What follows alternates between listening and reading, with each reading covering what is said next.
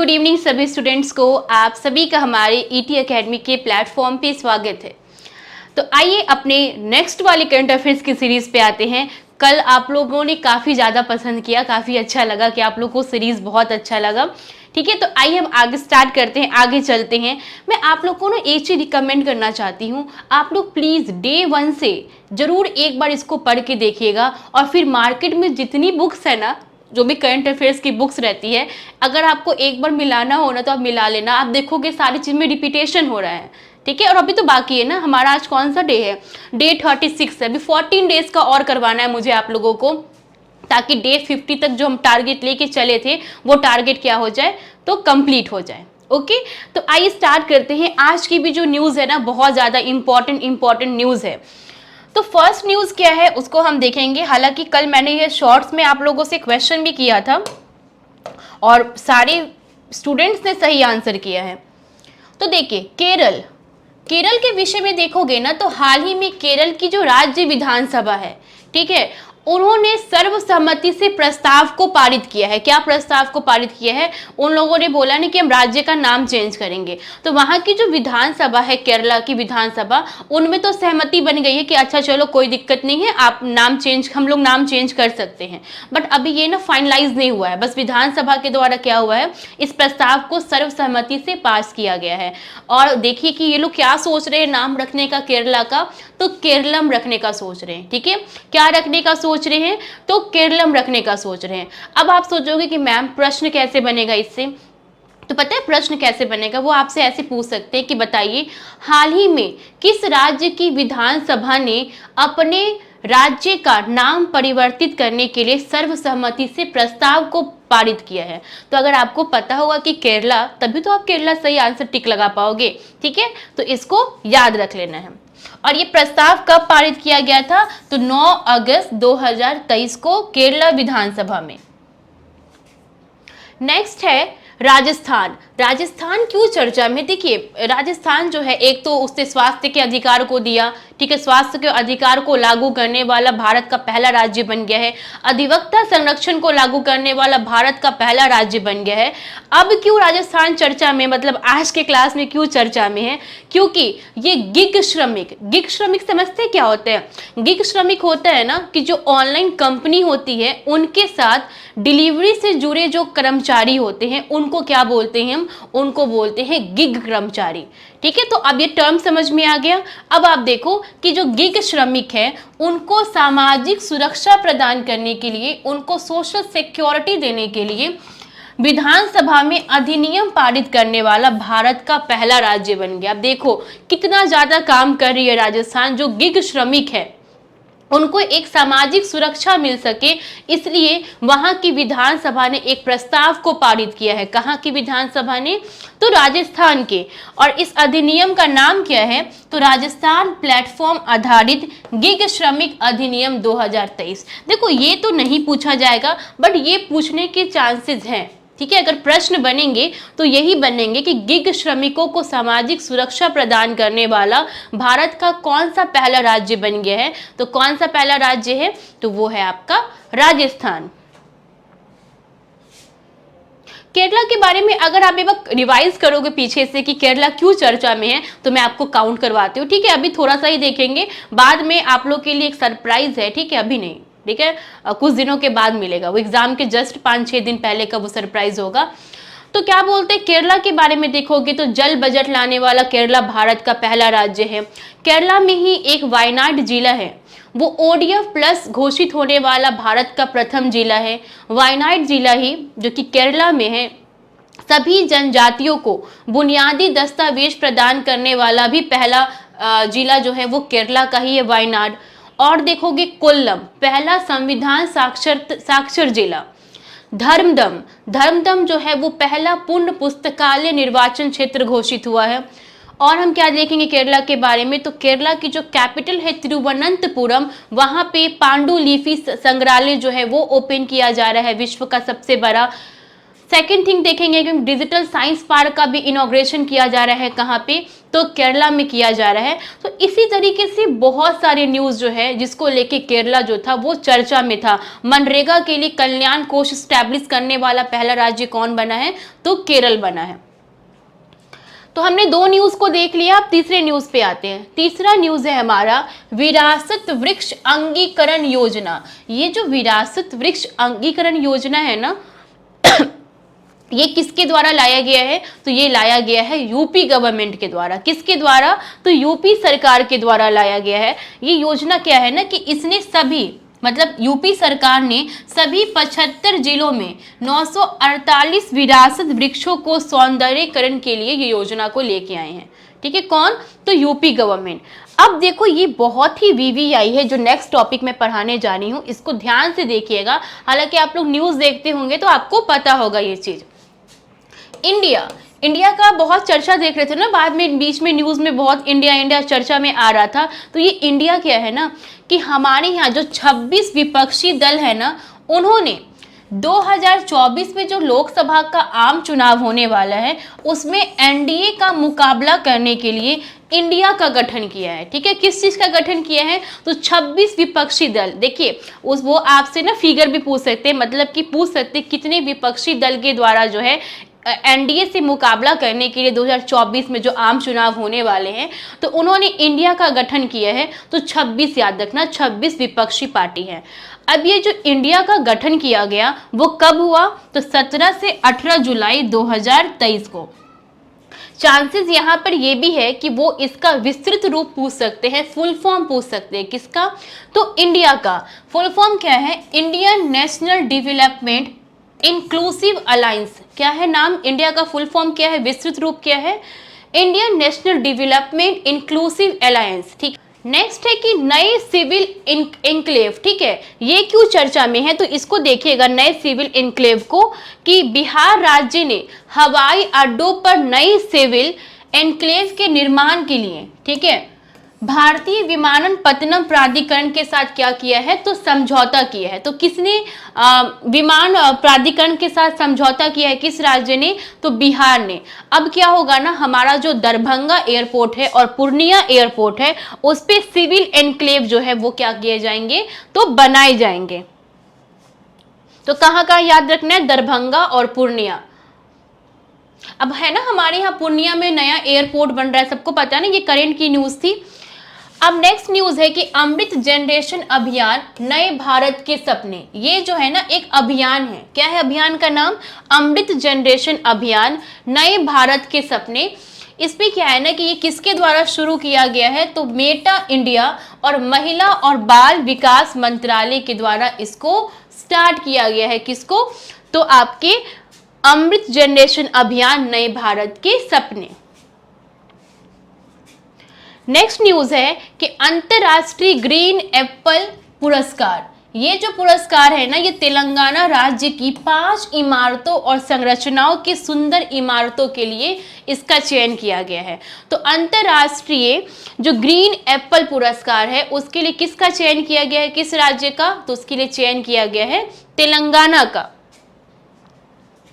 Next है नमोपथ। अब देखो ये बहुत चर्चा में था नमोपथ को देखेगा ना, तो नमोपथ का क्या है ये, तो सी फ्रंट है। क्या है, सी फ्रंट है नमोपथ। इसको ना प्रधानमंत्री नरेंद्र मोदी के द्वारा राष्ट्र को समर्पित किया गया है। और ये जो नमोपथ है ना, ये कहाँ पर है, तो दादर एवं नागर हवेली और दमन एवं दीव में स्थित है। क्या, तो नमोपथ।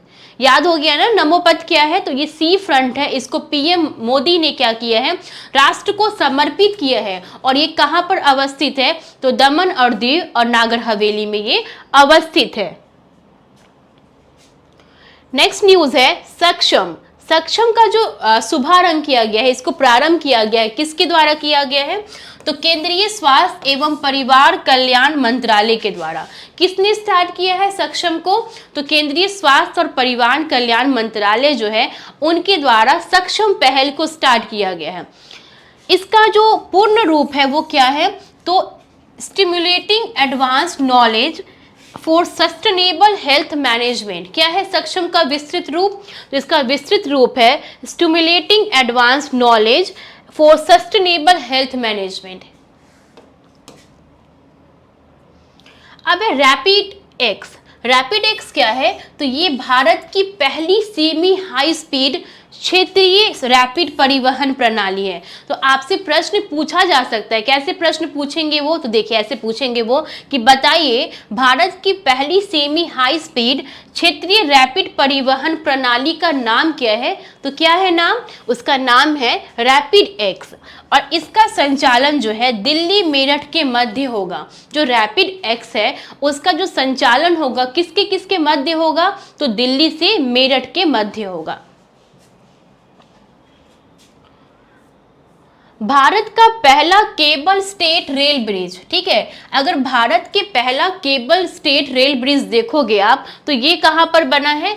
मतलब इसका नाम क्या है? तो अंजी खंड ब्रिज। क्या नाम है इसका? अंजी खंड ब्रिज है। और यह रेल ब्रिज जो है वो उधमपुर बारामुल्ला रेलखंड को का हिस्सा है। किसका हिस्सा है ये? तो उधमपुर बारामुल्ला रेलखंड का हिस्सा है। और जो आपका पहला केबल स्टेट रेल ब्रिज बन रहा है उसका नाम क्या है? उसका नाम है अंजी खंड ब्रिज। और इसकी लंबाई कितनी होगी? तो इसकी लंबाई होगी 725 मीटर। भारत की पहली अंडर वाटर टनल, देखो यहाँ पे ना बहुत सारी कंफ्यूजन हो सकते हैं। अगर अंडर वाटर टनल पूछे तो वो मुंबई में बन रहा है, ठीक है। जो नदी के अंदर मेट्रो चल रही है वो कहाँ पे? हुगली में, ठीक है। और वाटर मेट्रो पूछा जाए तो वो कहाँ पे? तो कोची केरला में, ठीक है। तो ये तीन प्रश्न है। यहाँ पे अंडर वाटर टनल की बात की जा रही है पहली, तो ये कहाँ पे? तो मुंबई में। और कब इसका वो हुआ है, अनावरण हुआ है? तो नवंबर 2023 में इसका अनावरण होगा। 8वां रायसीना डायलॉग 2023, ये जो 8वां रायसीना डायलॉग 2023 है इसका आयोजन कहाँ हुआ है? इसका आयोजन जो है वो होगा नई दिल्ली में, ठीक है। नई दिल्ली में इसका आयोजन हुआ। और इसका जो विषय है वो क्या है? तो provocation uncertainty turbulence light house in the template है। हालांकि इसका थीम उतना इंपॉर्टेंट नहीं, बस आप में इसमें दो फैक्ट याद रखने हैं। एक फैक्ट ये याद रखना है कि रायसीना डायलॉग जो है वो कहाँ पे हुआ? तो न्यू दिल्ली में हुआ। और इसके मुख्य अतिथि कौन थी? तो इसके मुख्य अतिथि जो थे वो इटली के प्रधानमंत्री जॉर्जिया मेलोनी थे, ठीक है। कौन थे? तो इटली के जो प्रधानमंत्री है जॉर्जिया मेलोनी, वो रायसीना डायलॉग जो कि दिल्ली में संपन्न हुआ 8वां रायसीना डायलॉग, उसके मुख्य अतिथि थे। तो यहीं पे सेम प्रश्न आपको मैं एक चीज रिवाइज करवा देती हूँ कि जो हमारा प्रवासी दिवस सेलिब्रेट हुआ है इस बार, तो हमारे प्रवासी दिवस जो कि इंदौर में सेलिब्रेट हुआ, तो उसके मुख्य अतिथि कौन थे? तो गुयाना के राष्ट्रपति इरफान अली थे। जब पढ़िए ना तो पीछे वाला रिकॉल करते जाइए, तो इससे क्या होगा ना कि आपका रिवीजन होते चला जाएगा उस टाइम पे। स्वागत पहल, ठीक है। देखना आप 2-3 साल पहले जब ट्रम्प आए थे, ठीक है, तो काफी ज्यादा ये चर्चा में रहा था। तो अभी आप सोचोगे कि अभी क्यों आप पढ़ा रहे हो, ये तो उस टाइम की न्यूज थी, ठीक है। मतलब उस टाइम चर्चा में था तो उस लिहाज से एग्जाम के लिए इंपॉर्टेंट था। इसको अभी मैं इसलिए पढ़ा रही हूँ ना क्योंकि अभी नरेंद्र मोदी जी ने इसकी 20वीं वर्षगांठ होने पे इसको संबोधित किया है। किसको? स्वागत पहल को। और स्वागत पहल का संबंध किस राज्य से है? तो इसका संबंध जो है वो गुजरात राज्य से है। और इसका अगर आप पूर्ण रूप देखोगे, फुल फॉर्म देखोगे इसका, तो क्या है? इसका फुल फॉर्म है state wide attention on grievance by application of technology. क्या है स्वागत का फुल फॉर्म? देखिएगा स्वागत का फुल फॉर्म क्या है। तो state wide attention on grievance by application of technology जो है वो स्वागत का क्या है? तो विस्तृत रूप है। नेक्स्ट न्यूज है सतत विकास रिपोर्ट 2023, जो एसडीजी है हमारा सस्टेनेबल डेवलपमेंट गोल है। अगर उसकी रिपोर्ट देखिए 2023 की, ठीक है, तो हमें देखने को क्या मिलेगा कि पहले रैंक पे कौन है? तो पहले रैंक पे फिनलैंड है, ठीक है। और सबसे लास्ट पे कौन है? तो साउथ सूडान है। दक्षिणी सूडान जो है वो सबसे लास्ट नंबर पे है। और हमारी भारत की रैंकिंग कितने है? तो हमारी भारत जो है वो 112 रैंक में है। किसमें? एसडीजी में, ठीक है। एसडीजी जो इंडेक्स रैंक निकालती है उस रैंक में हम 112 नंबर पे हैं। 23वीं संघाई सहयोग संगठन, देखिए इसका ना मेजबानी भारत कर रहा है, तो इंपॉर्टेंट है। जो 23वां एससीओ का बैठक हो रहा है तो उसकी मेजबानी कौन कर रहा है, तो इंडिया कर रहा है। और इसकी अध्यक्षता किसके द्वारा किया गया, तो प्रधानमंत्री नरेंद्र मोदी जी के द्वारा वर्चुअली रूप से इसका क्या किया गया, तो इसका अध्यक्षता किया गया। अब इसकी थीम क्या रखी गई है एससीओ की, जो इस पर 23वां हुआ है, तो इसकी थीम है, क्या थीम है इसकी, तो टुवर्ड्स अ सिक्योर एससीओ। क्या है, टुवर्ड्स अ सिक्योर एससीओ जो है इस बार की थीम है संघाई सहयोग संगठन का। और देखो एक और इम्पोर्टेंट प्रश्न क्या बन सकता है इससे, कि हाल ही में कौन सा नया देश जो है इसका सदस्य बना है एससीओ का, तो याद रखिएगा एससीओ का 9वां सदस्य कौन बन गया है, तो ईरान बन गया है। कौन बन गया है एससीओ का नया सदस्य, तो ईरान जो है वो एससीओ का नया सदस्य बन गया है। सूरीनाम देश का सर्वोच्च नागरिक पुरस्कार है, ठीक है। और ये जो सूरीनाम देश है उसका जो सर्वोच्च पुरस्कार है, सर्वोच्च नागरिक पुरस्कार है, वो किसको प्रदान किया गया है, तो हमारे माननीय राष्ट्रपति महोदया जो है द्रौपदी मुर्मू, उनको इस अवार्ड से सम्मानित किया गया। मतलब सूरीनाम जो कंट्री है वहाँ का जो सर्वोच्च नागरिक सम्मान होता है ना, उनसे उनको नवाजा गया है। अब देखो इस पुरस्कार को वहाँ पे सूरीनाम कंट्री में क्या बोलते हैं, तो grand order of the chain of the yellow star. क्या बोलते हैं, तो grand order of the chain of the yellow star के नाम से उस पुरस्कार को जाना जाता है, जो राष्ट्रपति जी को प्राप्त हुआ है।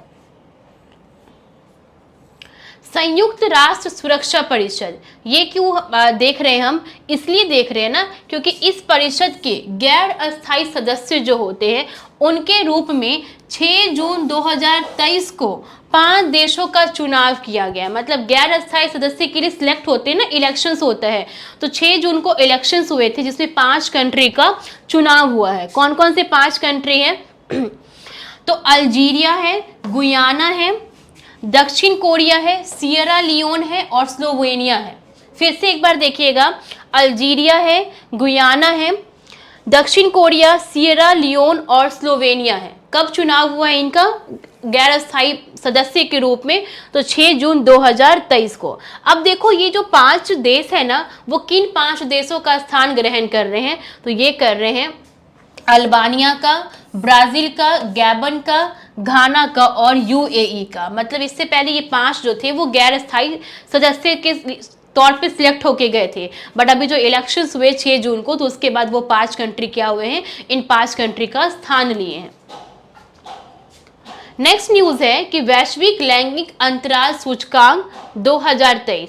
अगर आप देखोगे कि ये रिपोर्ट कौन जारी करता है, तो ये रिपोर्ट जारी करता है वर्ल्ड इकोनॉमिक फोरम जारी करता है, विश्व आर्थिक मंच के द्वारा इसको जारी किया जाता है।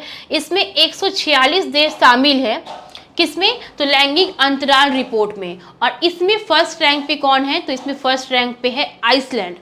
और सबसे लास्ट में कौन है, तो आप खुद देख लो ना थोड़ा सा कि किसकी ज़्यादा कंडीशंस जो है वो आपको देखने को हमेशा न्यूज़ में मिलती है कि अच्छा यहाँ पे ये हो गया, यहाँ पे वो हो गया, तो वो कौन सा है, अफगानिस्तान है। तो सबसे लास्ट पोजीशन पे कौन है लैंगिक अंतराल रिपोर्ट में, तो अफगानिस्तान है। और हमारे भारत की क्या स्थिति है, तो कोई अच्छा हमारा भारत का भी रैंक नहीं है, 127 है, ठीक है, 147 पे काउंट हो रहा है, 147 कंट्रीज को ले रहे हैं इस रिपोर्ट में। और उसमें हमारी भारत की रैंकिंग कितनी है, तो 127 है। मतलब बीसी रैंकिंग, मतलब हम लोग इधर है, लास्ट सिर्फ इधर है। अब देखो लास्ट न्यूज आज का, अरब लीग। अरब लीग चर्चा में इसलिए है ना क्योंकि सीरिया जो है, सीरिया जो कंट्री है उसका ना इस लीग में पुनः वापसी हो रहा है। किसका, तो सीरिया कंट्री का।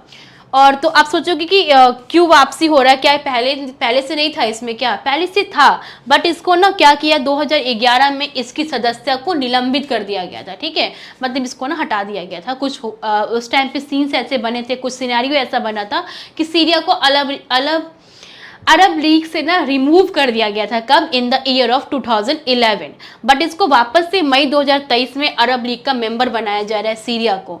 तो हम देखेंगे जो अरब लीग है उसमें कितने मेंबर्स हैं, तो उसमें मेंबर्स है 22।